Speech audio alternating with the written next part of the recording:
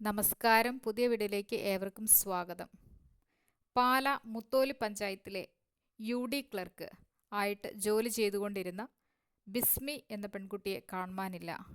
ഇന്നലെ രാവിലെ ജോലിക്കാന്ന് പറഞ്ഞ് വീട്ടിൽ നിന്ന് ഇറങ്ങി ബസ്സിൽ കയറുന്ന ദൃശ്യങ്ങളൊക്കെയുണ്ട്. പക്ഷേ ഓഫീസിൽ എത്തിച്ചേർന്നിട്ടില്ല. വൈകുന്നേരം ഹസ്ബൻഡ് വീട്ടിലേക്ക് വിളിച്ചുകൊണ്ട് പോകാനായി എത്തിയപ്പോഴാണ് ഇത്തരത്തിലുള്ള വിവരം അറിയുവാനായിട്ട് കഴിഞ്ഞത്. കുടുംബ പ്രശ്നങ്ങൾ നിലനിൽക്കുന്നുണ്ട്. എന്നിരുന്നാലും ജോലിക്ക് കൃത്യമായി വന്നിരുന്ന വ്യക്തിയായിരുന്നു. ജോലി ചെയ്യുന്നു. UD ക്ലർക്കാണ്. ഉന്നത ശമ്പള സ്കെയിലൊക്കെ ഉണ്ട്.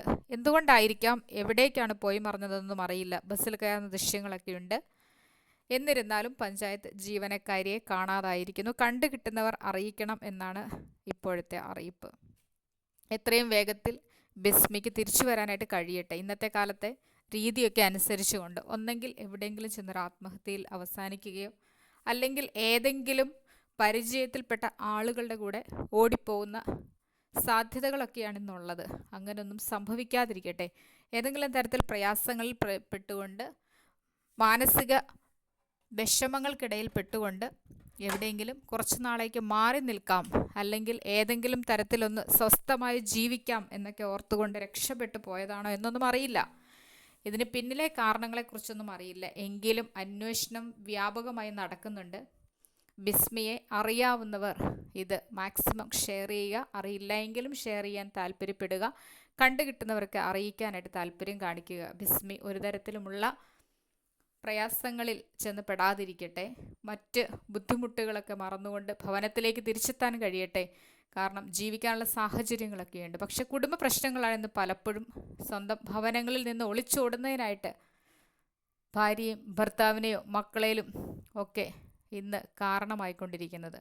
ഒരു തരത്തിലും വീട്ടിൽ നിലനിന്ന് പോകാൻ, ജീവിച്ചു പോകാൻ സാധിക്കുകയില്ല എന്ന് തോന്നിത്തുടങ്ങിയാൽ പിന്നെ ഇതുപോലുള്ള ഒളിച്ചോട്ടങ്ങൾ ഇന്ന് സ്വാഭാവികമാണ്.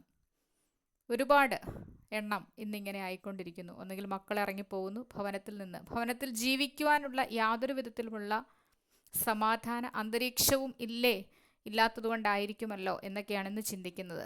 എന്തൊക്കെയായിരുന്നാലും സ്വന്തം ജീവൻ അപകടത്തിൽപ്പെടാതെ ബിസ്മി തിരിച്ചു വരട്ടെ എന്ന് ആഗ്രഹിക്കുന്നു. ബിസ്മി തിരിച്ചു വരാനായി മാക്സിമം എല്ലാവരും ഇത് ഷെയർ ചെയ്യുക.